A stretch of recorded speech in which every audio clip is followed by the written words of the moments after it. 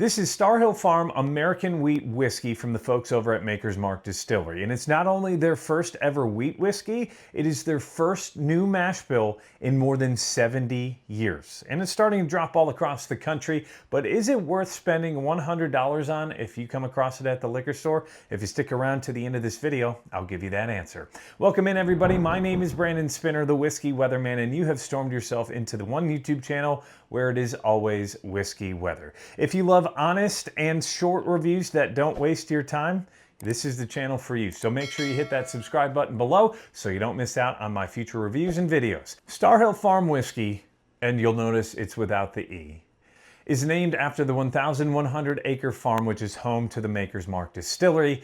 It's a product of more than a decade of research as well as trial and error as they were veering away from that Maker's Mark original bourbon recipe. As I mentioned, it is the first wheat whiskey amongst Maker's Mark's profile because they've only made bourbon in their 70 plus years of existence. Now they do have other releases other than the regular bourbon with their wood finishing series, their cellar aged, but those are all using the exact same bourbon mash bill.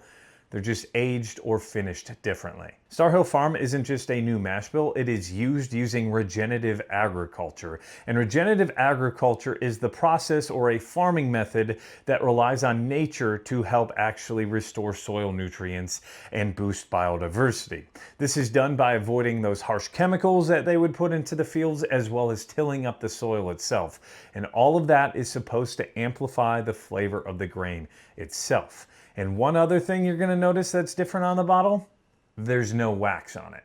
Now let's jump into the actual whiskey itself. I already told you that it's a brand new mash bill, but it is actually a blend of two different mash bills. The first one is 70% soft red winter wheat, as well as 30% malted barley. And that second blend is 100% malted soft red winter wheat. And when it comes to a derived mash bill after the blend, it comes out to 51% soft red winter wheat, 27% malted soft red winter wheat, and 22% malted barley. Now, this is a blend of barrels that were distilled in the fall of 2016 as well as the fall of 2017. So legally, this is a 7-year-old whiskey, but it does have some components of 8-year-old whiskey within the blend itself as well. It's bottled at cask strength, which comes in at 114.7 proof, and the MSRP on this is right at $100, but you may be able to find it for a little bit cheaper in some spots. I was able to grab mine at my Costco for $89.99. So let's see how it goes. So in this video, I will be rating and reviewing this whiskey the same way I review and rate all my other bourbons and whiskeys that I try on a 10-point rating scale, which I like to call the lightning counter. It takes into account 5 factors that are all equal in weight, and that is the nose, the flavor, the mouthfeel, the finish, and then ultimately the value. And from there, we will see where it stacks up versus some of the other bourbons and whiskeys that I've already rated earlier this year to see where it stands among my top whiskeys of 2025. So let's break it down. Ooh, that nose is beautiful. It's got like a Christmas feel to it already to me. There's a lot of caramels and vanillas. A little bit of that earthy graininess to it. That's a very pleasant. It's sweet, but it does have a little bit of a soft feeling to it, which you generally get from wheaters. Again, this is not a bourbon. This is an American wheat whiskey, so it's not going to have the bourbon characteristics you would get from the corn. You definitely get the softness of the wheat. That's a very good nose. I'm going to go with a 1.7 out of 2 on the nose there.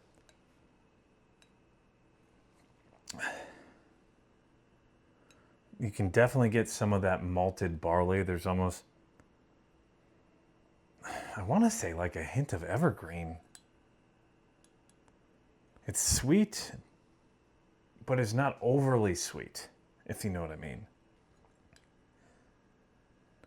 There's a little bit of like an orange peel or a lemon peel. And I think that earthiness, I'm starting to get a little bit more of like a spearmint to it, but it's not off-putting. Yeah, 1.7 on the nose. Very delicious. Let's see how it tastes. Ooh. First thought was chocolate covered caramel. Now it's getting a little bit of like that graininess on the back end.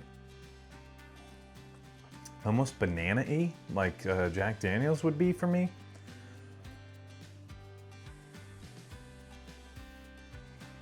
A lot of caramels. There is a little bit of that citrus, but it's not really there. It's starting to get more of that earthiness. But the caramels and butterscotch really is what stands out to me the most. Very delicious. The mouthfeel is buttery. It definitely coats the mouth very well. It's got an oily component, not overly tannic, and at 115 proof or thereabouts, it doesn't really drink like that. It does drink warm, but I would say it's closer to like a 107, maybe 105, at least how it feels in the mouth.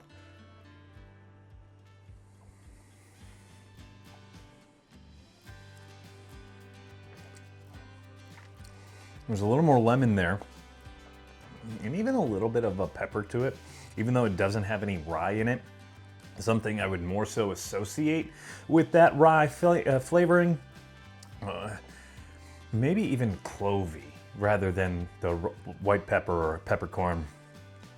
That's very good. I'm gonna give that a 1.7 on the flavor and on the mouthfeel. So 1.7s all through the board so far. What I would like would maybe be a little more sweetness. It's not as sweet on the palate as I had expected it to be from the nose. There's even more, now that I go back, there's some honey coming through on the nose. Maybe a little maple syrup. And that doesn't really translate to the flavor, but it's still a very soft and approachable whiskey.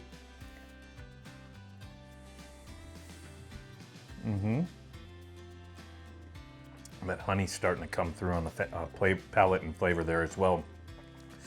The finish does have a little bit more of those cinnamon and baking spices characteristics that I would normally get from a bourbon. It definitely can tell more of that maltiness on the back end. The soft red winter wheat just plays beautifully with this. The finish itself, it does kind of taper a little bit. Do get a little bit more of that banana towards the back end. I'm gonna go with a 1.6 on that because I do wish that there was a little more flavor that lasted a little longer. But really, that's the only critique when it comes to the finish. That's a very, very delicious whiskey. So ultimately, we're at a 1.7, 1.7, 1.7, and then a 1.6 so far when it comes to the rating scale, which I believe, if my math is correct, that is a 6.7 so far out of 8. Now we look at the value. $100, would I pay that again? Do I feel like I'm getting value out of this? I do. It is different. This might be the best thing I've drank from Maker's Mark in a hot minute. BRT02 probably is my favorite release from their wood finishing series that I've tried. I think this stacks up with it. It's different. It's altogether different. This is better than any of the Maker's Mark Cellar Age that I've tried so far.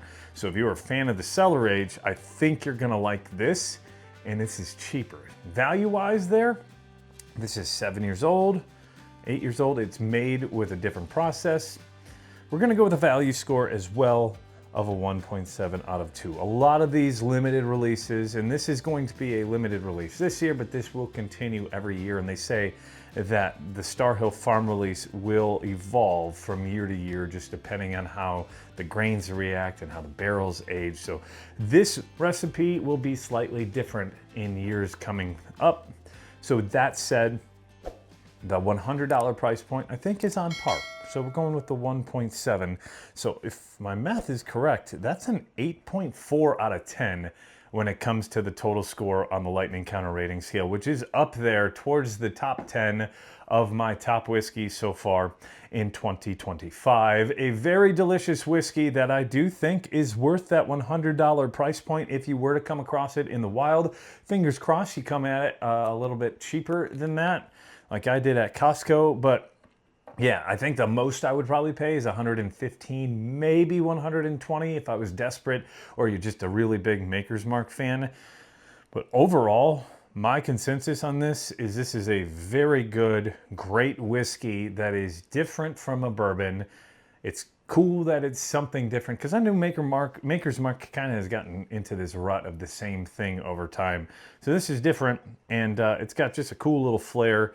Also SV or SVIII stands for the 8th generational master distiller. So a little nod to the family, along with, I believe, Margie, who was one of the founders back in 1953. She hand ripped the old labels on the bottles, so there's got a hand ripped look to the bottle as well. So very unique, very cool.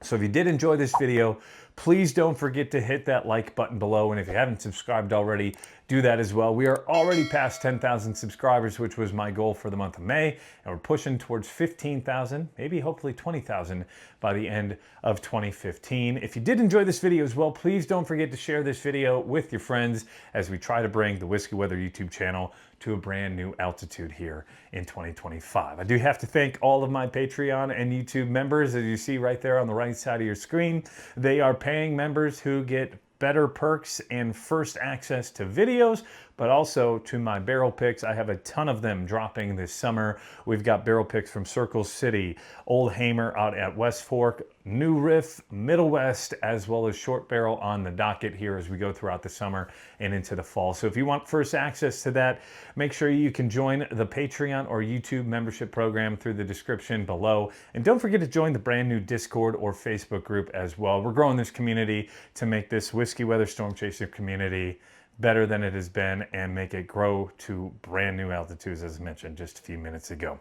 I hope you enjoyed this bourbon review, even though it's not a bourbon review, it's a whiskey review. But if you did enjoy this, you're probably going to enjoy some of my other bourbon and whiskey reviews up there on the top right of your screen. We'll see you in that next video, and I end this the same way I end them all. It is always Whiskey Weather. Just please remember to drink responsibly. Cheers.